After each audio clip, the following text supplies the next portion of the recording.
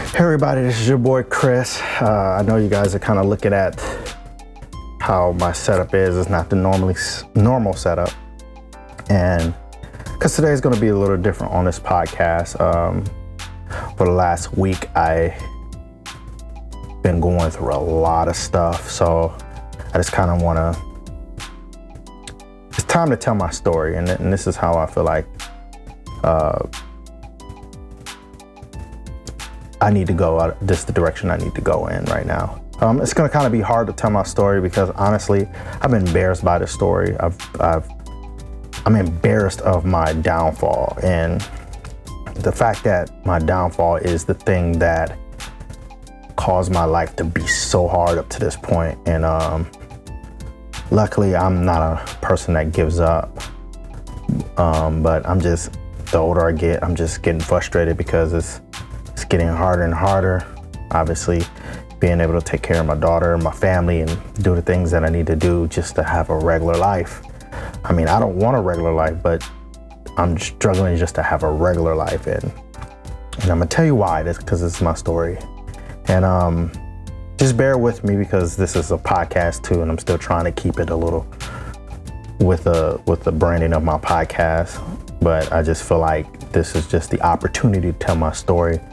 I don't know who's listening, who cares, but hopefully my story can inspire somebody, or let somebody know that, hey, you ain't the only one going through something. I don't know, whatever you guys glean from it.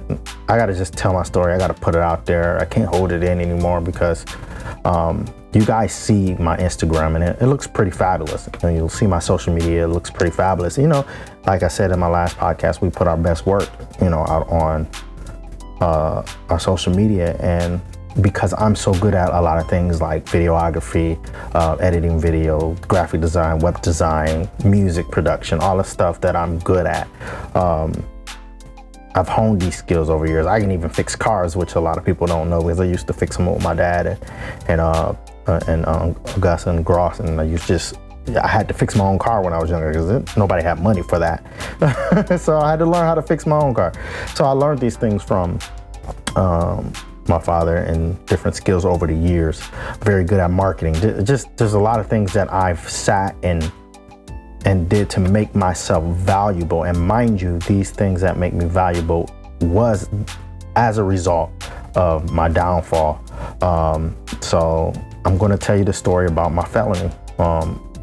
Living black with a felony on his record, and probably one of the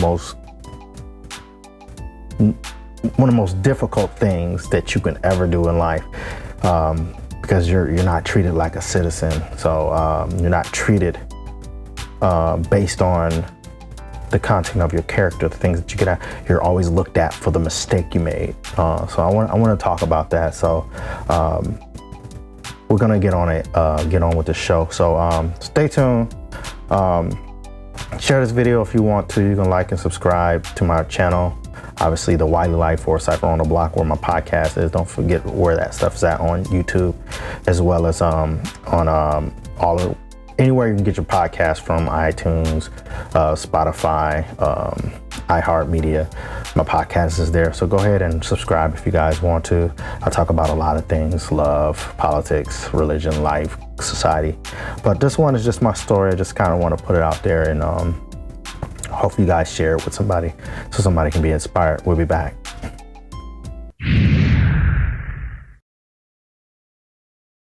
All right, I want to tell you guys story of my felony. This is kind of hard for me because I've been embarrassed for this for over the years that I've had it. Not embarrassed because I feel like I'm guilty of something. I'm going to speak from the heart. So I know there's a lot of people. Oh, everybody says they're innocent. I don't really care what everybody else says. This is Chris. I'm talking about my case. I'm going to be it's transparent, and I'm going to tell you what I feel and what I think about it, and every step of the way, what happened and how I felt about it. When I was in high school, I was about 17 years old. I met a young lady during track season. She happened to be at the time in the 8th grade. I was in the 11th grade. And cool young lady. She was friends with my god sister, and I'm not gonna name names or whatever. And I've always seen her, around the city, around the neighborhood and stuff like that. So, as youngsters, I came from a smaller town at the time. We were living in Kenosha at the time because we also lived in different other cities as well. But at this time, we were in Kenosha, Wisconsin. And cool young lady. We ended up being friends. We all, we're hanging out here and there. And obviously, I got wind that she liked me and everything. And I was cool with that, I wasn't really a ladies' man back in those days anyway. So it was, in a sense, it was a surprise that anybody liked me. So, which is weird. So I'm a totally different person now. But, so, as we hung out, I started liking her. Then over the summer, I would see her here and there. Come my 12th grade year, we're about to go into training for indoor season track. And obviously, indoor season track is during the cold season, during the winter. So we started pretty much pre-training in October or whatever. Most of the track team, the ones that weren't on the football team at the time. So she comes over to that school during that time. Actually, she came over about roughly over to my high school. My high school started so she was in 9th grade at this point. I was in 12th grade. My high school at the time was 10 through 12. So she went to a different high school that was across the city that was 9 through 12. But from that school, you can go to either Tremper or Bradford and run sports or do sports or whatever. So she came over to Bradford. I think it was probably around September, October. We reconnected, we started hit it off. We ended up starting to date. We started dating, or what should I say. And cool person. This girl's a real good girl. And now, mind you, this is no way to discredit her or whatever, because what happened with me was not her fault. So I want to stop that right there. I do genuinely believe that she liked me, even though our relationship wasn't perfect at the time. We were young, dumb, and excited about the world, I guess. But we ended up becoming sexually active. And we have obviously had sex throughout our relationship and stuff like that. And come track season, outdoor season, we were obviously still dealing with each other. So that year, I graduated. So that summer, the police came to me, to my job, and said, hey, you need to come down to the station. We need to answer some questions about so-and-so. The girl that I was dating was pregnant and stuff like that. And I'm like, oh, really? So I'm like, what is this about? So I'm confused. Obviously, being 18 years old, I didn't know. I didn't even know I was in trouble. I just thought at the time that I was going down, at least the way the detective came to me, I was just going down there to verify whether I was the father of her baby or not, or at the time she was supposed to have been pregnant. I found out later on that she wasn't, or there was no record of it. But that whole idea of her being pregnant was what led to her telling her mom that we were sexually active. And her mama pretty much pressed charges on me. There was a lot going on with her mom at the time. I guess she dealt with her own trauma, and there's just some other stuff that kind of fueled her desire to come after me, which that's on her. That's not a knock on her mom at all, but it's kind of unfortunate that I had to be the brunt of that, in my opinion. So fast forward, I go to the detective, go meet the detective down at the precinct, and he just in there talking to me about stuff, just asking me about our relationship. Now, mind you, I'm totally oblivious. I had friends that told me not to go down there, but me trying to be, oh no, I got to do the right thing, and trying to live a life of morality, even in the midst of my mess, because I had other stuff going on in my life too, but trying to be moral, I would say. I went down to talk to him. So I went down to talk to him, not knowing they were developing a case against me. And he was asking me how times that we have sex. I told him, oh, we've been, multiple times from the time I was 17 to 18. So next thing I know, I'm getting summons to court on charges of second degree sexual assault of a child. And I'm like, wait, what? So my mom and my dad were trying to scramble to find money for a lawyer. We didn't have it. My parents wasn't the most wealthiest parents. I worked a part-time job at the time, so I didn't really have the money. Like, I didn't have the money to go find it. I didn't even know what to do, honestly. I'm 18. Like, I knew nothing about law, not as much as I know now. I didn't know anything about pretty much anything. I was just like, what? So I get a public defender because I was told to go get a public defender. So I get a public defender, and he looks at my case, and the first thing he says, you're gonna have to take a plea. I'm like, take a plea for what? Like, I'm like, no, I didn't do anything to this girl. I mean, this was my girlfriend, so I'm confused. Why are they trying to get me on a rape charge when this girl is saying that she's not saying that I raped her or whatever. And there was a point during the case where she was literally trying to communicate with me, and her mama was dragging her. And she was like, no, it's not me. And she was mouthing, no, it's not me, it's my mom. And this is why I was like, you know what? I get it. Like, I know it's not her. And then reason why I got it at that point was because going back to talking about why my public defender was telling me to take a plea, he was telling me in the state of Wisconsin, she's 15, so it didn't matter. It doesn't matter because a 15 can't consent. And I'm like, well, wait a minute. I was dating her since I was 17. What are you talking about? Like, he said, oh no, they dropped those charges. And this is because another part of that is wondering why I was waived to adult court when we were first about to go to juvenile court, because obviously if it was such a crime, I should have been charged as a juvenile first. But, and I'm gonna tell you about that later, because I found out why they dropped the times when I was 17 and only got the time when I was 18, one of the times that I was 18. Obviously in my report to the police, I told them we have sex multiple times, and she had only said, according to the report, she said I had sex one time. Now, from what I understand, her report was coaxed, or it was influenced by her mom and whoever, the DA. So at least this is what she was telling me. This is what she conveyed to me when she could. And there was only like maybe one or twice she was able to convey something to me. But so they pretty much manipulated my report, and they put only two of the times I told him, but then they dropped that one time, and then they only charged me for the time we were sexually active at 18.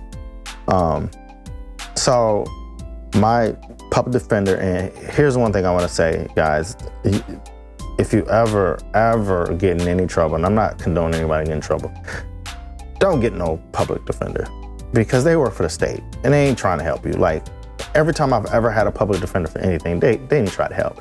And then they force upon you, even when you try to say, hey, I'm gonna represent myself. Oh no, you need a lawyer. And they don't take you serious when you don't have a lawyer. But if you ain't got no money to pay for a regular lawyer, you get a public defender. And sometimes you can use them for the legal jargon, but have them shut up and represent yourself, because they work for the state. They don't care whether you win or not. They're gonna get their paycheck anyway. But he kept, my public defender kept pushing this plea. So about a year later, the case dragged on a year, because I just wasn't going to take this plea, because I'm trying to figure out, like, why are you trying to convict me?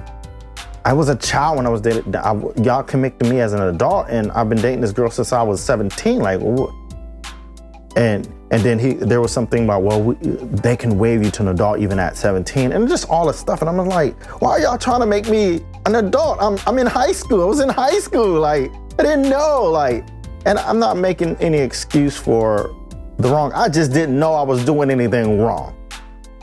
So I ended up taking the plea, right? So I wasn't convicted of it. I took a plea with the advice and the pressure. I would say the pressure, because I was pressured. I felt pressured. I felt pressured by the DA. I felt pressured by my lawyer, not my lawyer, but public defender. to take a plea because nobody was giving me any alternatives. There was nothing they were bringing, no laws, nothing they were bringing up to help represent me. And you're talking to somebody who knows nothing about law, just don't know anything. So I ended up getting convicted, I was in jail for 6 months, 10 years probation for it. And believe me, over the probation time, my life was hell. I was like, oh my God, that's a whole nother story. But we're talking about how I got my felony. So as I got older, and I sat in jail for a while, I started reading laws and stuff while I was in there. Obviously I wanted to make sure that I was smart because I said, this ain't ever happening to me again. So I started reading laws. I started talking to different lawyers, just asking about some things, And I talked to this one lawyer, and this is probably about when I was 22, 23. I'm talking to this one lawyer, and he looked at the case. He said, do you not know about Romeo and Juliet law? I was like, no. So he gave me that law. There could have been a defense for me if my public defender would have brought up the Romeo and Juliet law. The fact that I was 17 and I turned 18 while we were dating, that would have not gotten me that charge. I probably would have got some misdemeanor or something because at the end of the day, a 15-year-old cannot consent. I get it. But I wouldn't have gotten a Class B, now Class BC. I don't even know what, they probably changed the class by now, but a Class BC felony that causes me to have to register. And I wouldn't have something like, oh, I was a sexual predator of a child, right? So, because that's what it looks like. That's what it looks like, even though they say, well, it's technically just the age thing, like a statutory, but just because it was the age. No, but when people see that, they see, oh, he's a predator, So it's not fair to me. And so I talked to that lawyer, he told me these things, and then I started looking at some different laws that would have helped me. And I'm just like, by this time, it's past the statute of limitations. I can't really appeal it. I can't really do anything about it. So now I'm living with this felony to this day. And when I tell you, one day I'm going to talk about the whole idea of probation. Let me give you a little probation was hell because they started off putting me in these SOT classes, these sex offender classes, and I'm in this room with people who rape people, power rape people. And I'm like, what do they got me in a room with? Like, this is not me. So I ended up, the counselor at the time ended up taking me out of that class because he said I did not need it. Looking at my case, at least he looked at my case objectively, like, yo, like, this is not him, right?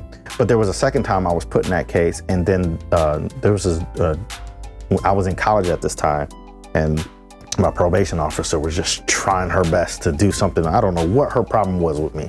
I had no problems with any other probation officer. I went through 4 of them, and this one just had some type of problem with me.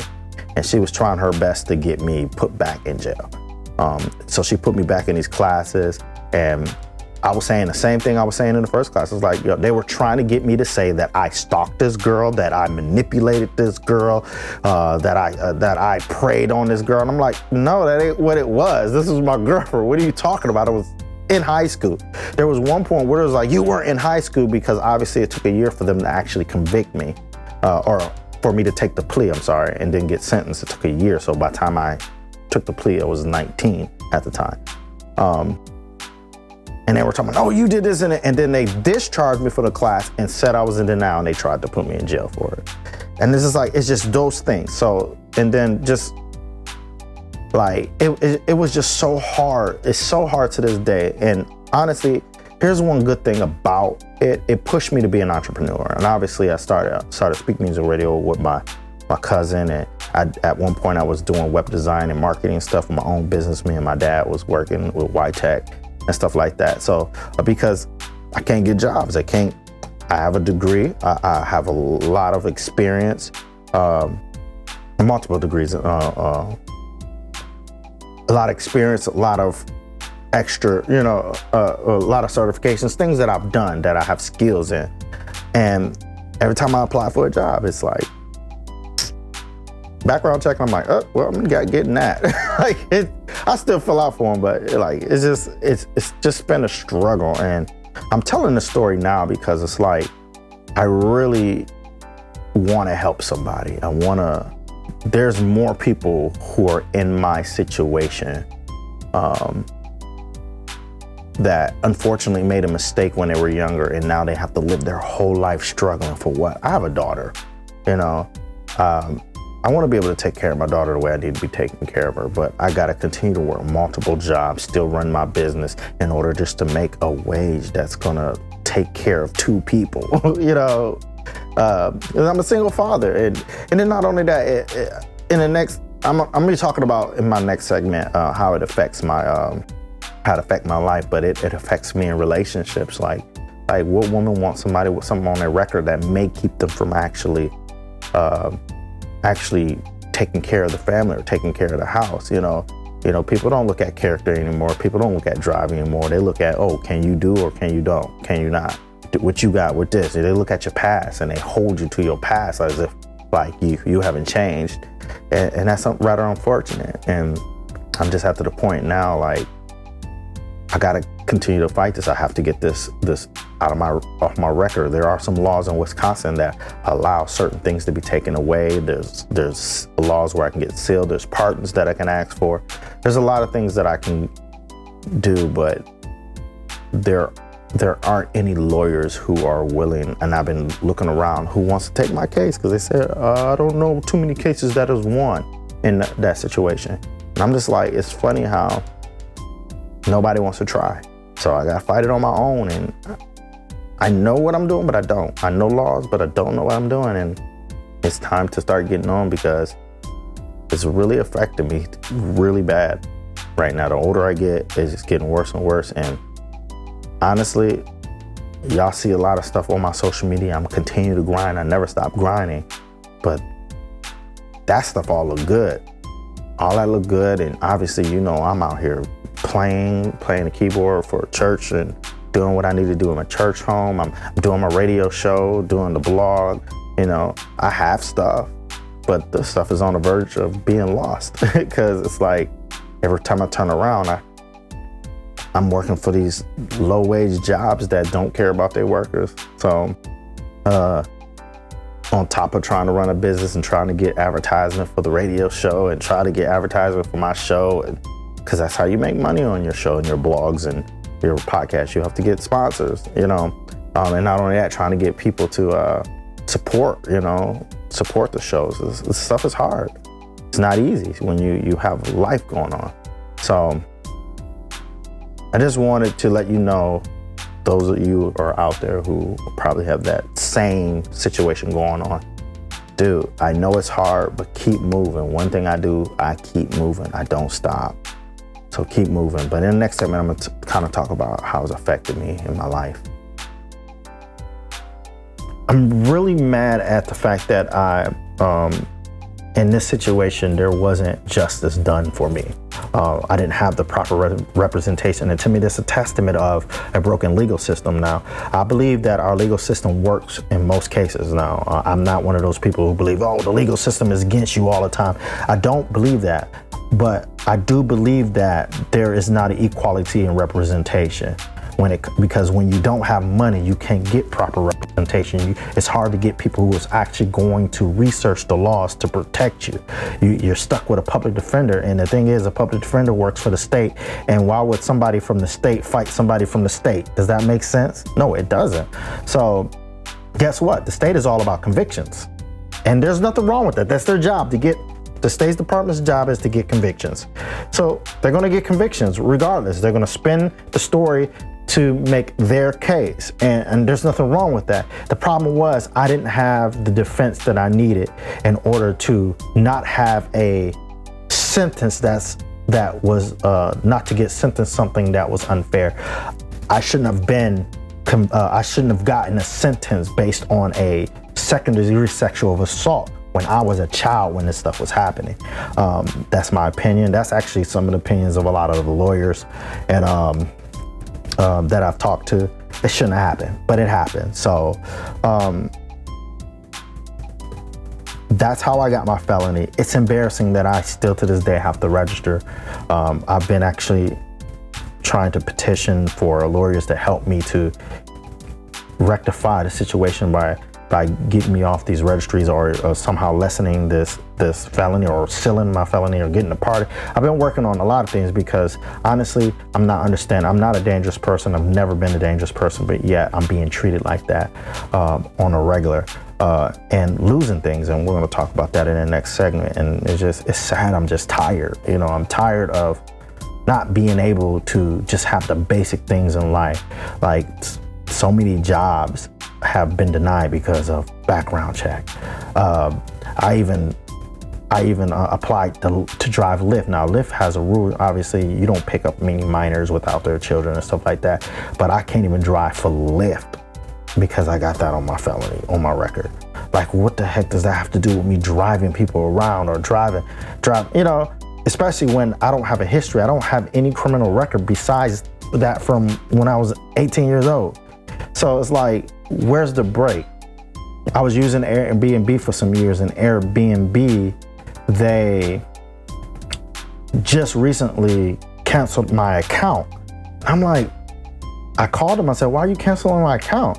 Oh, well, according to community guidelines, because you have this on your record. I was like, I've been using Airbnb for the last 10 years. What are you talking about? That's how I travel. That's how I save money. So now I can't even use Airbnb because they're discriminating against something, and I've never done anything wrong under Airbnb. I've never disrespected anybody's households or anything under Airbnb, and I've been using Airbnb since forever. So now it's a problem. And I'm just like, I'm tired. Like, jobs are denying, like, services I can't even use, and like, I just feel like I'm not even a citizen anymore. I don't have any rights to do nothing. For what? Because I made a mistake in high school? Where's the forgiveness? Where's the, okay, this was a high school case. It shouldn't affect my record now that I'm a grown adult with my own child. Like, really? Come on, y'all. I could see if I was a repeat offender doing stuff all the time wrong. I would see that if I had multiple felonies and stuff like that. Because if you have multiple felonies, I mean, come on, you kind of made your bed. But I made a mistake. It wasn't like I was trying to hurt somebody or do something wrong to somebody. I was dating a girl. I liked her. We got sexually active. I turned 18. Does that deserve for me to be convicted of second-degree sexual assault of a child? Like, come on, yo. Like, obviously there are laws in Wisconsin that can help get my situation rectified because of the fact that there's a law. One of the criteria is because I was within 4 years of the age. They should be able to take me off the registry and actually seal my record or something like that. But nobody wants to take that case. So I have to do it myself, and I have to figure it out. And it's kind of hard because I don't have resources. I don't have money. So to do all this and still maintain the little bit I do have, housing and taking care of my daughter. It's kind of hard. So, but in my next segment, this is getting long. It's going to be a long podcast this time. I just want to kind of tell you the impact of this felony over years and how everything worked. So bear with me, guys. This is kind of hard because this is my story. I'm embarrassed by this. This is something that, like, man. Anyways, we'll be back.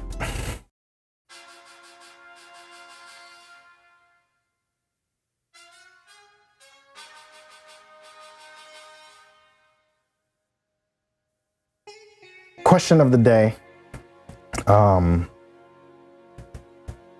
Do you think that felons should have some type of forgiveness for their felon where they're able to take it off after a certain amount of time?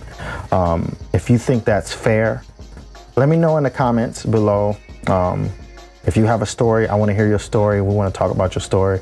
I want to highlight you as well. If you have the same struggle in that area, if you have a felony and it's kind of hurting your life, I want to hear about that. What do you think? You think that, especially if you're like a one-time felon, and I'm not going to get into multiple felonies, but if you're a one-time felon, do you think it is okay for there to be some type of forgiveness, like something like erasing it from your record or something like that? Let me know below, and we'll talk about this one day on our lives.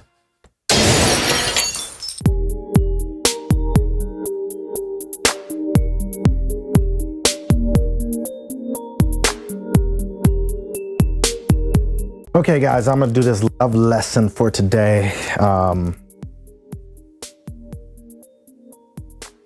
If you really want to have a good relationship, understand this. Everybody makes mistakes, right? And this is fitting for this podcast topic because I'm talking about my situation and my felony situation, how it's affected my life. Look, people make mistakes. Some are big, some are small. And I get it. People don't want to have anything in their lives to hinder them from succeeding. I get that. But sometimes we got to look past the mistakes of people, because even those who make mistakes need people to help them rectify their mistakes. Take me, for instance. I was married. And I disclose my stuff to anybody that I'm with. So I'm not one of those people that hide it because I got it. Look, I got it. I messed up or whatever. I made the mistake in high school and I suffered for it. That doesn't change the contents of my character. So my character is always been somebody who was kind. I love hard, all that stuff. So just because I have that on my record doesn't mean I wouldn't be a good man or I wouldn't be supportive. I wouldn't be able to take care of the woman and stuff like that. So we can't look at people's past mistakes and think that they're not worth anything, because that will make it hard. Obviously, the problem that somebody, or if the mistake is bad enough like mine is, it does affect the relationship in a sense, but relationships are all about solutions. Even if somebody didn't have something on the record, who's to say later on somebody might not do a mistake that is detrimental to the lifestyle? Like, you can get with somebody who has a Harvard degree and they end up messing up your whole money. Y'all end up in a poorhouse. It can happen. Like, it happens. I know it happens. I've seen stories. I've read them. I've talked to people who were on top one day and lost it all. But what makes a relationship great when people have mistakes in their life or make mistakes in their life is that the two people come together and they're able to create a solution that circumvents that mistake, that makes that mistake something that doesn't affect what they're doing. Take it from me, because part of what I struggle with is obviously jobs. So my finances fluctuate, but I had to create my own worth by honing the skills that I have and then starting my own business, so that I have to worry about somebody sitting here telling me that I can't do and I can't, I have to speak music radio. I started with my cousin. At one time I was doing graphic designs and web building for people until that whole thing got on my nerves, and it was in conjunction with my dad, and obviously my dad's no longer with us. But I was doing it and I was making money and I was doing these things and being a musician, able to contract with different churches, different bands and stuff to play for them as a musician. I'm able to make my own money because I have skills that make me valuable.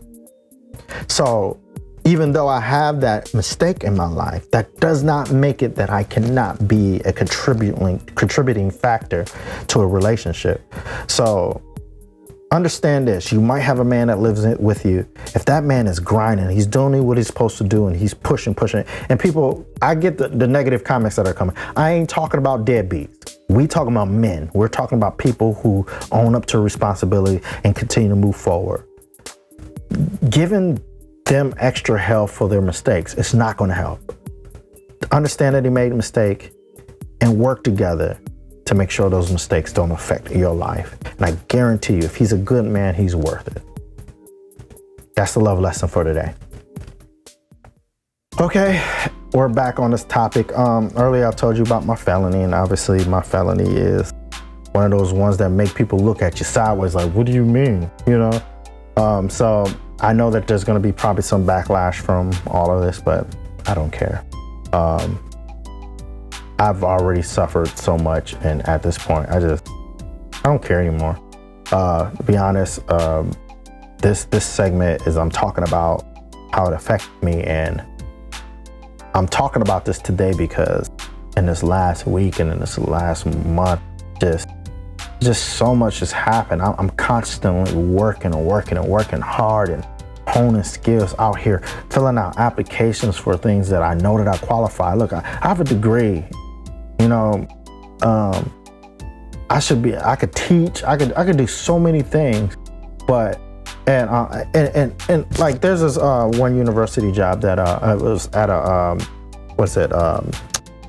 community college, and I have the qualifications for that community college. They want somebody who have a bachelor's degree in music, which I do, who have worked in the music industry. Obviously, you guys know that I work in a radio station. I've done interviews, I've done content creation for Speak Music Radio, all the stuff. We're a legitimate station out in Wisconsin, and I have these skills. I met with artists, interview artists. I know the game. I know how it works. You know, so I qualified to teach, and this actually class is teaching and recording, which I do very well. And obviously you can see from the quality of sound on my blogs, as well as some of the music that I've created. So I was denied that job because of the felony. And it's not that, and it's funny, this is a community college. These people are grown. So if we're talking about my felony, which is a second degree sexual assault of a child, like, there shouldn't be anything. If you were worried about me being dangerous, there's no kids that go to that school. Everybody's 18 and up, right? So I'm just like, but that's not my character, but you can't see that. You wouldn't know that because you won't even give me the interview. You know, you would know that I'm not some sexual predator going around trying to hunt for, you know, I was married, I have my own child. I have a 16-year-old that I'm trying to get ready for the world, you know, and nieces and nephews. Like, I'm obviously on the radio. You see me all over the internet. So like, I would be a horrible criminal right now. I'm all over the internet. Anyways, that was funny. But my resume, very impressive resume in my opinion. Yeah, I'm tooting my horn. And like, I have these skills to do that, and I'm being denied because of that felony. And I'm just like, for the life of me, like, really? I know there's some jobs I don't even fill out for because I know I'm not going to get them. But the minute I fill out a job and I see background check, I just be like, ugh. I still fill out anyway, but guess what? Obviously, they're not going to tell you. Most jobs don't tell you that they denied you because of background check. You know, because technically in some states, it's kind of discrimination and they can't do it. But the way to get around it is, oh, we're going to go with other clients that are more qualified. And when you see my resume, you're going to be like, what? Because I'm sure I'm one of the top tier candidates in a lot of the places that I fill out for. I know this. There's no way in the world I'm not one of the top tier. But that's what they do. So over the years, it's just been getting harder and harder to obtain the proper employment for the level of education and knowledge that I have. And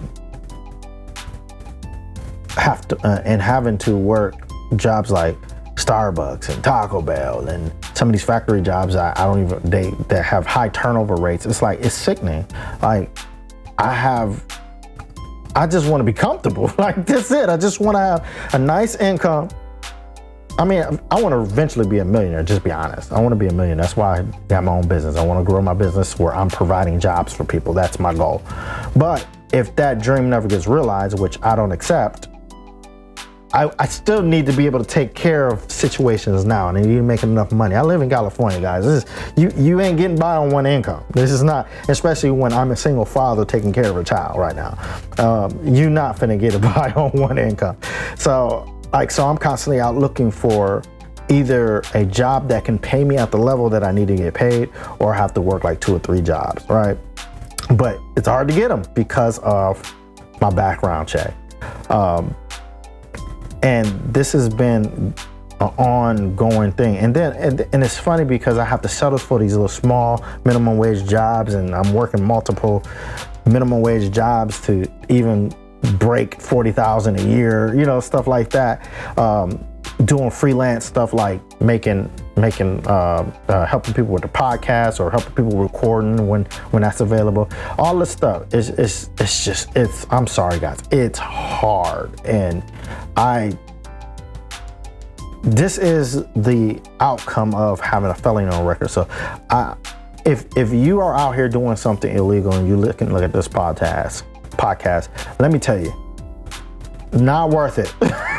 Not worth it. Let me tell you from someone who wasn't trying to live a bad life. Now, I said earlier, there is a part of my life where I was living pretty foul, dealing with gangs, and we're going to talk about that story a little bit later. But this is just all about my felony, because when I caught my felony, I was literally, I say, you know what? I had just came out of that gang stuff, and I was like, yo, this ain't gonna work for me. Because I was a church boy. I was on the keyboard every Sunday. My dad's a pastor, my uncle's a pastor, my grandpa's a pastor. So that gang life wasn't gonna work for me.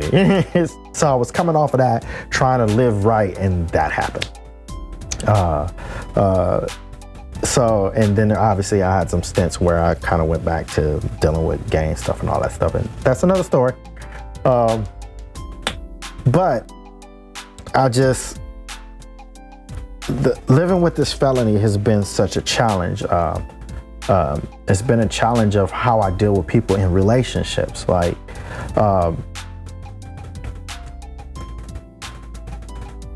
question of whether I can take care of the family with the felony on my record comes up a lot when I'm dealing with females and in relationships. And it sucks because, I get lonely. I want some love. It's not that I believe that I'm a pretty good looking dude. But anyways, and I believe that I'm nice, and I don't know anybody that hasn't, but I believe one of the reasons why my ex-wife left was because of that very thing, questioning whether I can really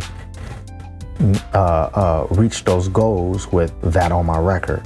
And and it's sad because I was happily married, y'all. I just want y'all to know I was happily married. Now, mind you, again, I don't want anybody looking at my ex as, oh, she was bad or whatever. Her reasons are valid. I get it. I respect it. Yes, it hurt, but me and her are still to this day friends, and we're cool, like no hard feelings, She had her reasons, and I respect those reasons. That's just one of the kind of person I am. Like, hey, it sucks because I wish, obviously we stayed, but it didn't. So out here, and then I know I can see it in my daughter's face. She wishes that I had somebody in my life.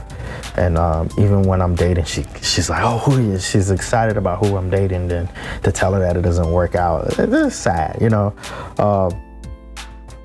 but the difficulty of it is it's on just another magnitude. Another thing that is effective is housing. Like, sometimes I get denied for apartments. I get denied for certain neighborhoods. Like, certain neighborhoods don't want people like me in there. Like, I ain't gonna say like me, but people with that type of felony on record, because they don't know who I am. They didn't sit down and get to know me. Like there's even positions in some churches now. I have to steer away from churches who do background checks. Like, it's crazy. The most supposedly forgiving people, but I get it. They have to save face with the community and stuff like that. Nobody wants to have to explain. Nah, I didn't ask anybody to explain my felony, and if they have to. I never asked nobody to do that. They just take it upon themselves and believing that they had to explain to the community why they hired somebody with this felony instead of just coming to me like any normal person. Hey, what's that about? Because I'll gladly tell people, like, this is what happened. Whether you believe it or not, whether you accept it or not, whether you got these people like Me Too people coming in like, oh, you're a rapist and you're always be. Now, I don't care what you think. You weren't there. You don't know what was going on. So at the end of the day, I'm just at a point where I need to get this handled. Yes, today, as I'm doing this podcast, this is still on my record and this is still affecting me, and it sucks because I'm doing everything possible to grow in wealth, to just even get to a comfortable state with wealth, including continuing my show, trying to get supporters for the show, trying to get people to buy into what I'm doing. Like, it's hard because sometimes people don't care about certain things, and I get it. When you got your own life struggles, who's gonna sit and watch a video all day? Who's gonna sit and watch me? I get it. That's what happens. But I hope that you would, because I'd be talking about some good things. I think I have some great advice from everything that I've learned over the years. And then like even continuing music, sometimes I feel like I'm getting too old to do music, but then I see somebody come out who was older than me who's still doing music, and I'm like, oh, maybe I should go ahead and just kind of go with the gusto. But it's a challenge, guys, and I will say this, I am looking for help. So if you know any lawyers and anybody who will help me with this case, or anybody who want to help me get finances to get a lawyer for this case, to help fight for this, I'm always looking for help. If you don't, I'm still gonna fight it, really. I mean, I'm not depending on somebody to help me, because I've been doing that too many years, depending on somebody to help me, and nobody comes to my help. It's just been me, and I just don't think people care enough, to be honest. I'm sorry, I'm kind of getting real on this podcast, and I just don't think nobody cares enough about people like me who made mistakes, I see that there's this big, I'm applauding Trump. Yeah, I am applauding Trump. So y'all can get mad all you want to, but at least he's doing something about prison reform. Now, I don't necessarily like everything about it right now, because I'm like, some people don't deserve reform, but there are people who do. And I think there should be some type of system in place. And I'm gonna talk about that in my next segment when I get political. But I think there should be a system in place for people like me, first-time felons, one-time felons, who are out here trying to be good citizens, because we don't feel like citizens. And at the end of the day, we're still a base of people. I'm not sure about laws on voting with felons, but if your case is over, I think you can vote. But don't quote me on that. I know some states you can't. If you're in certain states, you cannot. But in the federal, I think you still can. If you're out of your case, you don't have any pending sentences and stuff like that, or you're not on probation and stuff like that. But I'm gonna look into that. Don't quote me on that. But if it's not, they should be able to. I think that once you serve your time, you should be able to become a citizen and have your rights back. And you have a extended years without recommitting a crime or committing any crimes. I think that there should be some type of process where you can get your citizenship back, and it shouldn't be this hard where I'm struggling, where I can't get a judge to look at my case fairly, or I can't find anybody who can help me. Like, I just talked to this last lawyer. I know I'm rambling now, but I just talked to this lawyer in Wisconsin. I'm like, hey, so I'm looking for somebody to help me with this case. This man just said, oh, I'm sorry, I won't take that. I don't know any lawyer that would take that, because those cases are always losing cases. And I get it, lawyers don't want to lose cases. That's not how they make their money, by lost cases. And he said, I can't, this one was honest with me. He said he can't take the heartbreak of it not working out, and he doesn't know too many cases who have won and gotten that situation rectified. And to me, that's a shame. That's a shame, especially when there's laws in Wisconsin that allow for it. So, and I'm not understanding why, if there's laws that allow for it, we have judges that won't rule in that favor if that person has shown himself to be upstanding, such as I. Like, obviously, guys, I'm on the internet. You can see everything. Chris Conscious, the Wiley Life, Cypher on the Block, Speak Music Radio. You see me out here working to be a viable part of society and to be in society. But honestly, it's been hard, and honestly, it's even affected relationships. It's hard for me to connect with people, because I don't want to have to explain my felony to people for them to trust that I'm a good person. Like, nobody has to do that unless they have a felony. And I'm sorry, you should see me for my character, but people don't. The minute they hear, oh, you got a felony, it don't matter how good I was or how good I was acting or how friendly I am or how much I'm doing society to help society. They can't see past that felony, and that's not fair. And they don't want to. And you know what? I guess because they didn't make the mistakes, they can't put themselves in your shoes. So when I get back, I'm gonna talk about the political end of this thing and about Trump's prison reform laws. So, and what I think should happen. We'll be back. All right, we're back. And I always start off saying that, you know, I'm not Republican, I'm not Democrat, I am Christocratic, and I like common sense politics. And that's what I try to be, common sense politics. I try to look at both sides. One thing, and I know a lot of people don't like Trump, but my nose is really itching right now. I really don't care what you don't like. I don't have a problem with him, never had. I don't care if he's racist or not. That's not even my concern. Because if that's the case, if that's the deciding factor, then I don't like any of our politicians because they're all racist. They're all white and rich and they don't care, right? So I don't really believe that one politician is more racist than the other. And if they are, it's not something I care about as long as their policies are not keeping me from living. So I kind of look into the policies more than I look at what people are claiming people to be. So I just want to put that out there because some of y'all probably like, oh, he said he liked Trump and all that stuff. I never hated the man. I never liked the man. He's just Trump. I don't really care. Like, he's a celebrity to me, you know, just like I don't really care for any celebrity. It's not like I like a celebrity. I don't even know them. Like, I like what celebrities do. And at this point, some of the things that Trump do, I kind of like it. I kind of like it. Job growth, I kind of like it, you know. And that's all I care about. Job growth, I kind of like it, you know.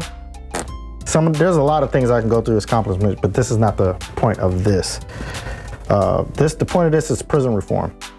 And we're talking about prison reform because Trump recently signed an executive order, or actually I think it was put into law, if I'm not mistaken, on prison reform because he had bipartisan support for it.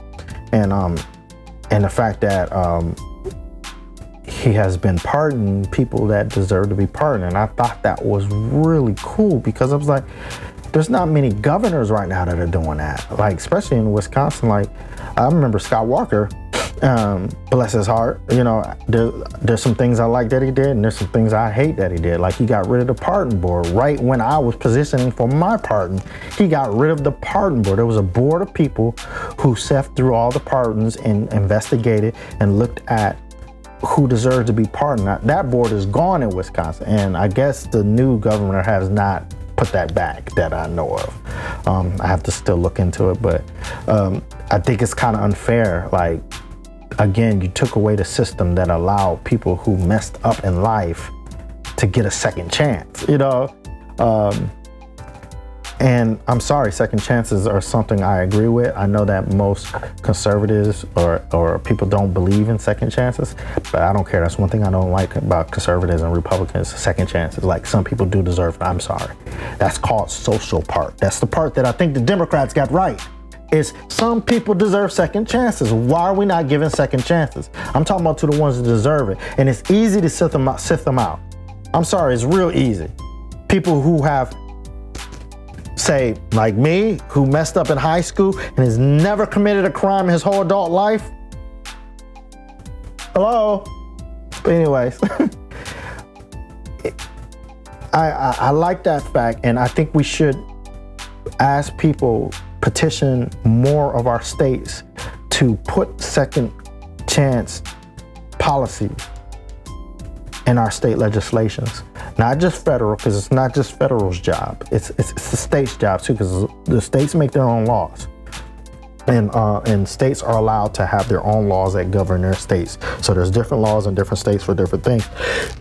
excuse me, so they should be able to do the same. So here's what my second chance law will look like, will start to look like. Now, obviously this won't be like all of the answers. I won't have all the answers for everything and statistical, but here's a start. This is what I think should happen. I think that second chance program or some type of reform should be with people who have one felony and who has only committed one felony. And I'm just starting here. I haven't looked at any other case. I'm looking at people who have one felony and who has displayed a consistent behavior of citizenship, like true citizenship, where they're following laws. And I'm not talking about traffic laws. I'm talking about they have not been convicted of any violent crimes, felony or misdemeanor, or been charged for anything that has to do with putting society into danger and stuff like that. And we know the big ones, not no little stupid traffic. Oh, I accidentally ran a stop sign. That would be stupid. You know, those are municipal. We're not talking about municipal charges. We're talking about crimes, civil charges, like things like murder and rape and stuff like that. Drunk driving and stuff like that. That's one of the driving things that need to be in it. But I think that if that person say he had a felony, you can review his felony within 10 years. That 10-year felony, you give them, there should be something in place. I don't know what that is or what it would look like. That will take some research, but there should be some kind of provisional thing to say, okay, we can, like, or something like, we'll seal your felony, not necessarily take it off your record, because seal just means it cannot be seen by employers. So then within 20 years time, like, so after 10 years, you can apply for a seal for your record. Or I honestly think that seal should be mandated. After 10 years of not committing a crime from your last crime, and you've been an upstanding citizen, there should be a mandated seal on somebody's record. It should be.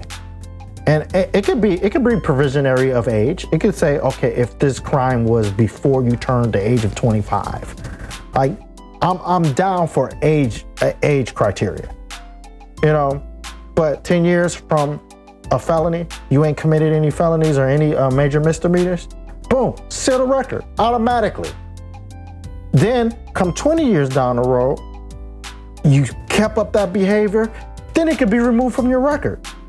I'm okay with that. That to me is good second chance policy. Why is nobody advocating for that? You allowing people who made a mistake, not deliberately do, and this is where it could definitely be something that is looked at. There are people who messed up, like, I made a mistake, not cognitively tried to hurt somebody. I made a mistake.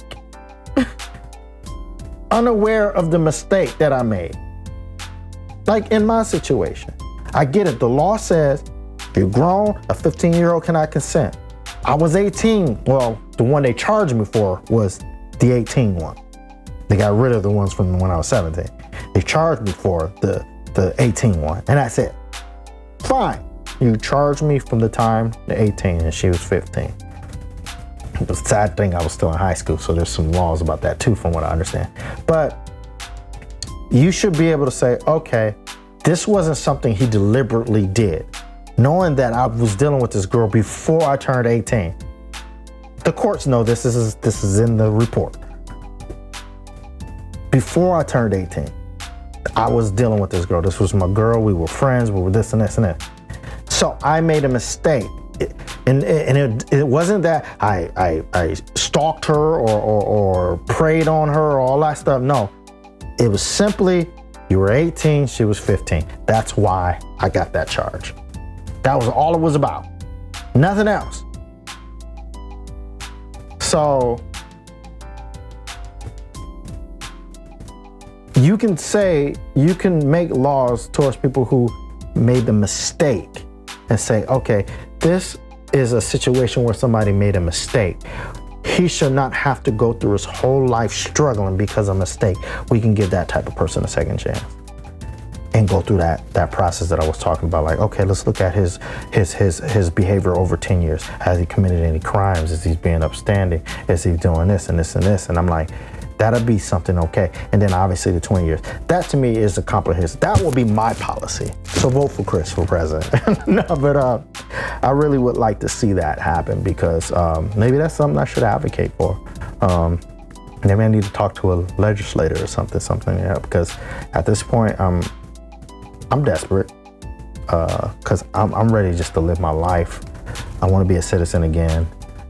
I want my life back. I want to be able to give my daughter what I didn't have. And right now I'm not in that position.